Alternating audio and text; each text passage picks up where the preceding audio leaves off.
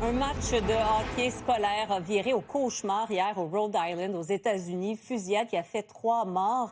Anne-Sophie, on est 24 heures après le drame et il y a de nouvelles vidéos troublantes, on avertit les gens à l'écoute, qui nous permettent, ceci dit, de mieux comprendre les circonstances de l'événement. Parce que c'était un match diffusé en ligne pour permettre aux familles des joueurs d'hockey de pouvoir visionner le match. Et oui, en effet, vidéo assez difficile à regarder. On préfère vous prévenir, mais vous allez voir le moment là, où les coups de feu ont commencé à retentir.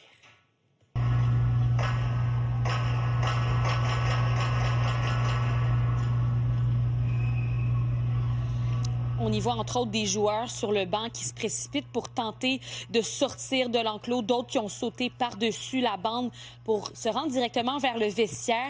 Il y a vraiment eu un mouvement de panique générale aussi chez les spectateurs qui ont tenté de s'enfuir des estrades où se trouvait la personne armée. C'était difficile de le voir aussi dans la vidéo, mais il y a un bon Samaritain qui a été salué par la chef de police qui serait intervenu pour tenter de maîtriser le tireur.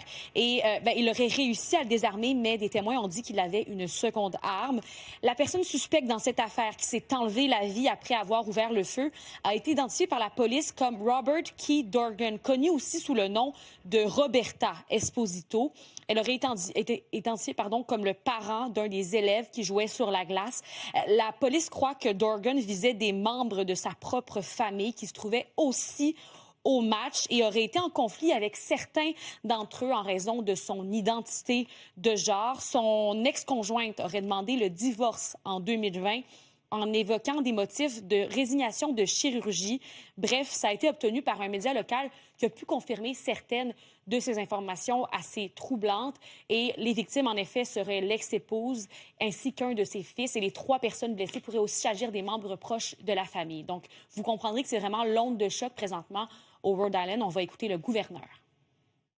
Our state is grieving again.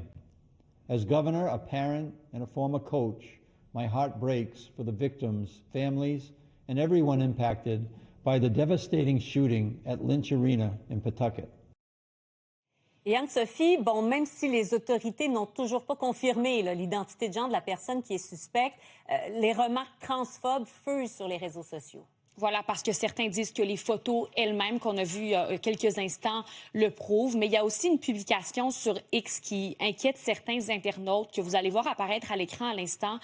C'était une journée avant le drame, aurait commenté sous la publication de Kevin Sorbo qui, lui, disait que cette gouverneure démocrate n'était pas une femme. Là. Il aurait commenté qu'il allait péter les plombs. Ne vous demandez pas pourquoi on pète les plombs parlant de la communauté transgenre. Donc, pour certains, ceci est une preuve que Robert Dorgan était bel et bien issu de la communauté transgenre. Toutefois, il faut remettre les chiffres en perspective parce qu'il y a beaucoup de gens en ce moment qui se disent que les fusillades sont souvent causées par les personnes transgenres. Vous voyez à l'écran ces données qui proviennent d'un organisme qui recense les fusillades de masse aux États-Unis.